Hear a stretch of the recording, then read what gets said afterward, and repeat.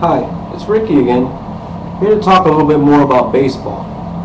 Today I'm going to talk to you about the American League and the designated hitter. The White Sox have recently, or before this year, tried one of my ideas of using the designated hitter as an alternate hitter. Well, they strayed away from my idea and decided to sign Adam Dunn. Unfortunately, Adam Dunn has had a terrible season. Like most of the DHs in the American League, the production that they give you isn't very good unless they can do it on a day-to-day basis. Now, some DHs can be fairly good, better than average, hit you 25 home runs, 75, 80 RBIs, which is a very good productive season for a DH. But my idea of a DH is using it to a more valuable piece to the team in itself. Using the DH as a revolving door instead of signing a big name DH is more of an idea to me in ways of getting people at bats that are on the bench. Also ways of finding out who's swinging a hot bat and who's not swinging a hot bat. This way, this DH can be used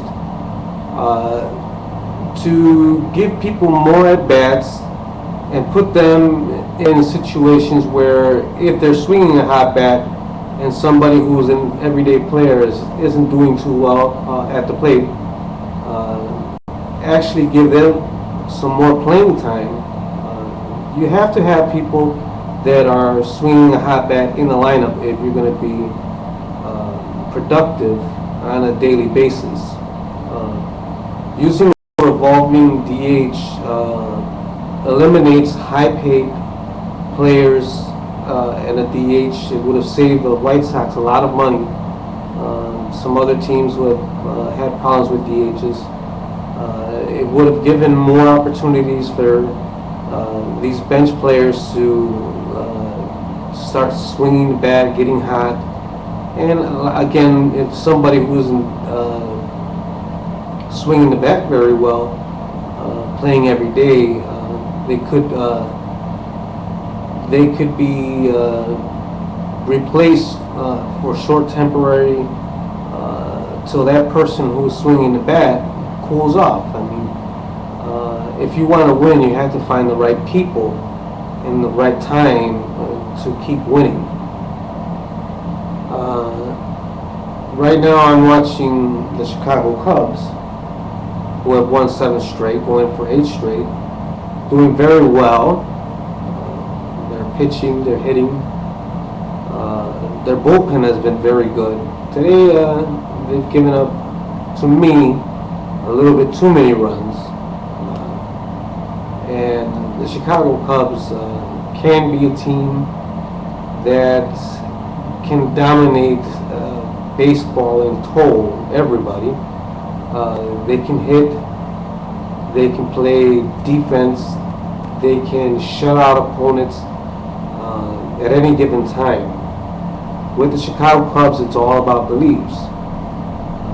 Either they believe that they're that good and can keep doing what they're doing and playing the way they're playing, or they can believe in the curse and just give up on themselves and give up on everybody else and try again next year.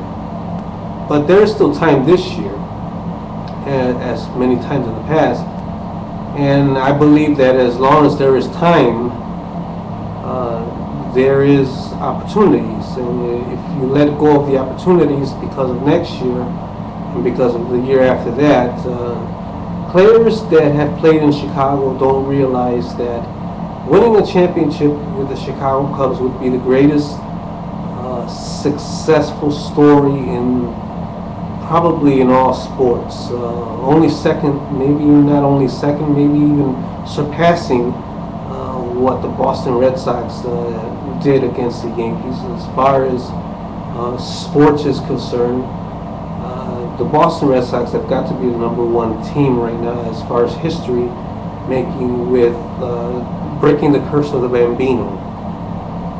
Chicago Cubs have curses of their own, and because of curses, they've made excuses, and you know, it's really sad to see a bunch of guys that can really do and can play great baseball and become number one and just do extraordinary things and have extraordinary numbers and really and truly become one of the most historic teams in all of baseball. When you're playing for Chicago Cubs, history has shown us you're either hot and you want to win, and then they break down and then they make an excuse. Well, you know, we can't win in Chicago. There's a curse in Chicago. And, you know, it's a shame because it's a great city. It's a great place. Really feels a great place to play. They have the greatest fans in the world. And the Cubs can and one day will be world champions. Till that day happens, there will always be that curse that you have to deal with. But I know that given an opportunity to the right person, I believe that myself, I'm very, very, very good in baseball. I really bleed the sport. I do things that are not religiously done in baseball. I don't believe in traditions, and I don't believe in old baseball ways. The style of baseball that I bring is totally different. The style of baseball that I bring is more of a spiritual, more of a just get up and let's do this and let's become the very best at everything that we do. I want to be number one in pitching. I want to be number one in defense. I want to be number one in offense. I wanted to perfect the game from the first inning to the very last inning. And believing in yourself is going to be the very first obstacle that you have to overcome. And something that the Chicago Cubs have had so many problems in the past in doing. They've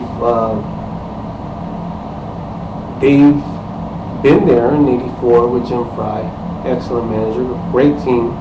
They've been there with Don Zimmer. They've been there with Dusty Baker. They've been there with Lou Piniella and Jim Riggleman.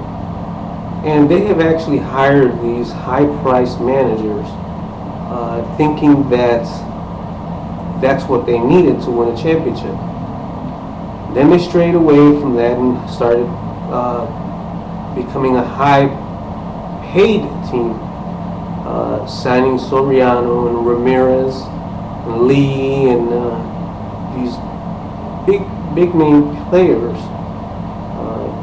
Also became a failure for the Cubs. You see, it doesn't really matter if they're in the middle of payroll in Major League Baseball or you know, even nowhere near the top.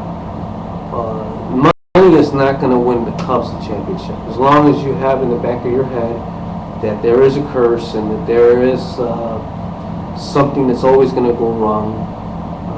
What's going to win the Cubs a championship is having the right person, the right motivator, the right person to keep everybody believing and pushing everybody to become the very best that they are. Making everybody from the starting players to the bench the absolute best players that have ever combined to play in a single team. And that's what would help the Cubs to win the championship. I don't believe that Joe Torre, or I don't believe that any manager that has won a championship in the past is just going to come here to Chicago and win another championship. We've seen Piniella, he's won championships with Cincinnati. We've seen some great managers. We've seen great players that have won championships with other teams. And it's just something that has been it's a circle that the Cubs have keep going around and around and around and around with. I believe the Cubs need somebody, and I believe that I could actually be that person.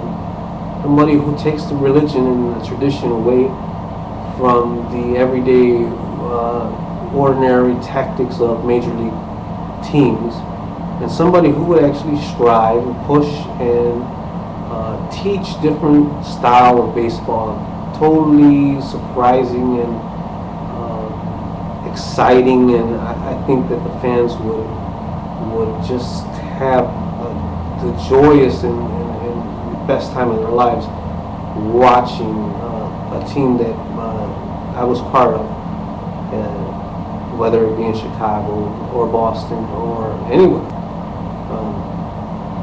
I really believe in myself. I believe in making everybody better than they ever have been or could be, and I believe in just being number one.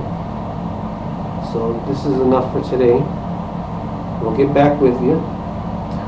And for Ozzie Guillen and the Chicago White Sox, you should have stuck with my game plan. You should have used the DH to alternate and rotate, but you wouldn't sign Adam Dunn, Kenny Williams, and it just didn't pay off for you. It's not about how much Dunn has produced, it's how many outs have we given away in a ball game, in a series, and for the whole year. You might as well let the pitcher bat. Till now, or till then, see you later.